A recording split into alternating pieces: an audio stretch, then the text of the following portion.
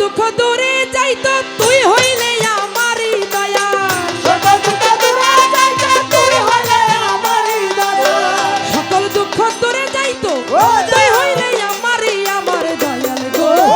ও বাবা চাই না দুনিয়ার জমিদার, চাই না দুনিয়ার জমিদারি আমার দয়াল গো।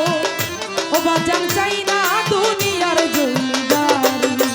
সকল দুঃখ দূরে যাইতো তুই হইলে আমারই দয়া, সকল দুঃখ দূরে যাইতো তুই হইলে আমারই দয়া, ও বাবা চাই না দুনিয়ার জমিদারি, চাই না দুনিয়ার জমিদারি আমার দয়া, ও বাবা চাই না দুনিয়ার জমিদারি।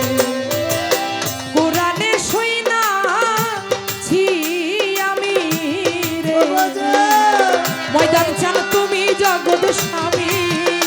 আমি কুরআনে শুনাছি আমি গো, ও বাবা তুমি জগৎ স্বামী। আমি কোরআনে শুইনাছি শাহজাহান চান, ও বাবা বাবা তুমি জগৎ স্বামী। তোর নামে বিলাইয়া দিলাম ভাবের জমিদারি বাবা, তোর নামে বিলাইয়া দিলাম বাবার জমিদারি, লেবু চান তোর নামে বিলাইয়া দিলাম ভাবের জমিদারি আমার দয়াল গো। ও বাবা ও বাজান চাই না দুনিয়ার জমিদারি, চাই না দুনিয়ার জমিদারি আমার দয়াল রে। ও বাজান চাই না দুনিয়ার জমিদারি।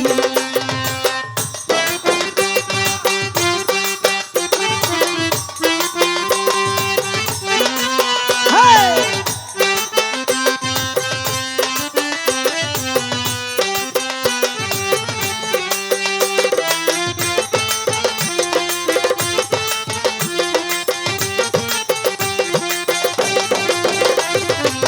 চাইনা দুনিয়ার জমিদারি আমার দয়া, ও বাবা চাইনা দুনিয়ার জমিদারি, চাইনা দুনিয়ার জমিদারি আমার দয়া, ও বাবা চাইনা দুনিয়ার জমিদারি।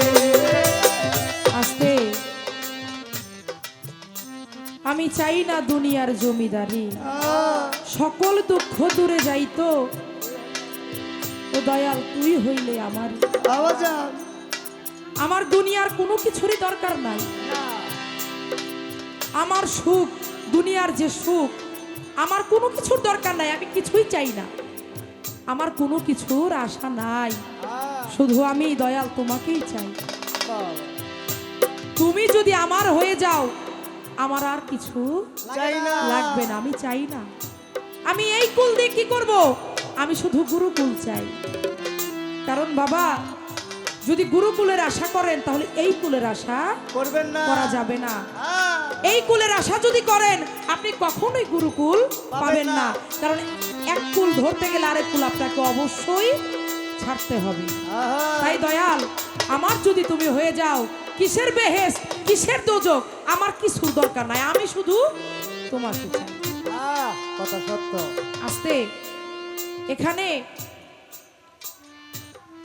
একদিন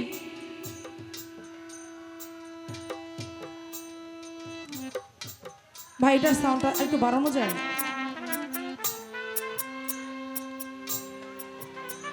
হ্যালো, হ্যাঁ ঠিক আছে। শ্রীকৃষ্ণের ভাই নাম হলো তার বলরাম। আপনারা সনাতন ধর্মের এটা অনেকেই জানে। এই বলরাম সে ভাবছে যে আমার ভাই কৃষ্ণ সে তো স্বর্গের মালিক, আমার তো স্বর্গে যাওয়ার কোনো চিন্তাই নাই, আমি যাইতে পারবো, সমস্যা নাই। তো কৃষ্ণ বলছে যে ভাই তুমি আমার কাছে কি চাও? বলে ভাই রে তুমি তো স্বর্গের মালিক, আমি স্বর্গে যেতে চাই। কয় দাদা ঠিক আছে তুমি স্বর্গ চাও, কিন্তু তোমার কাছে আমার একটা কথা, তুমি কি স্বর্গ চাও নাকি আমাকে চাও? বলরাম বলে কেন? কয় তুমি যদি স্বর্গে যাও সেখানে কিন্তু দাদা আমাকে পাবে না,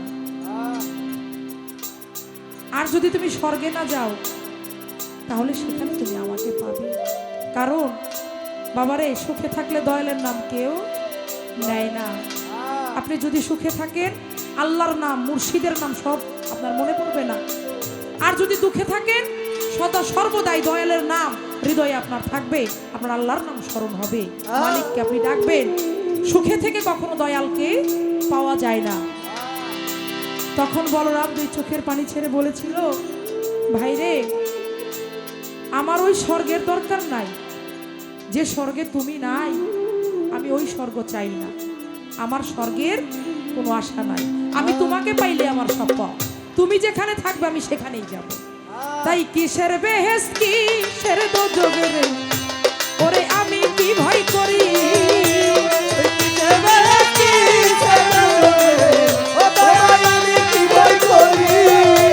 ওরে কিসের বেহেশ কিসের দোজখ রে,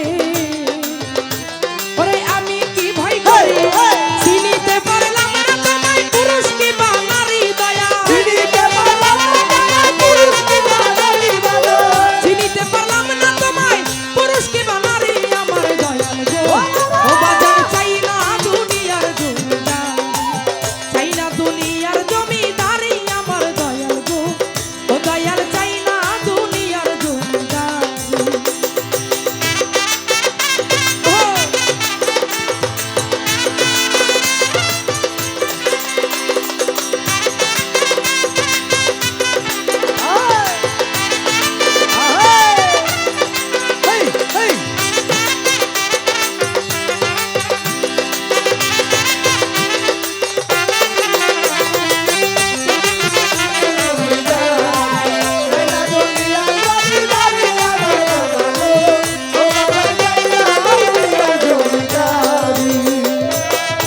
আমার গুরুজন বাংলাদেশের বর্তমানে উদীয়মান একজন লেখক, গীতিকার, মাস্টার কবি।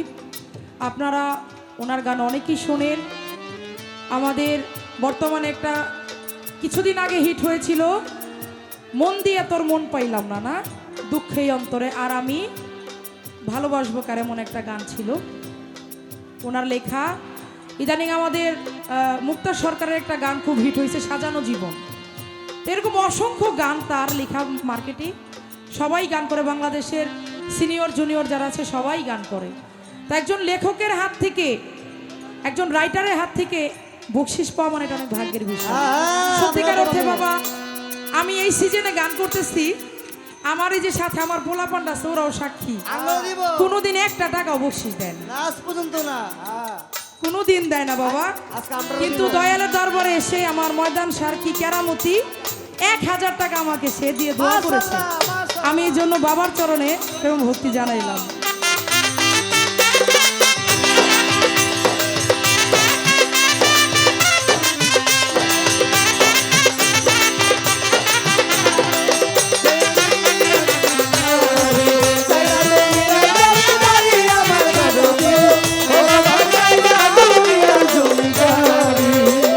তুমি আমার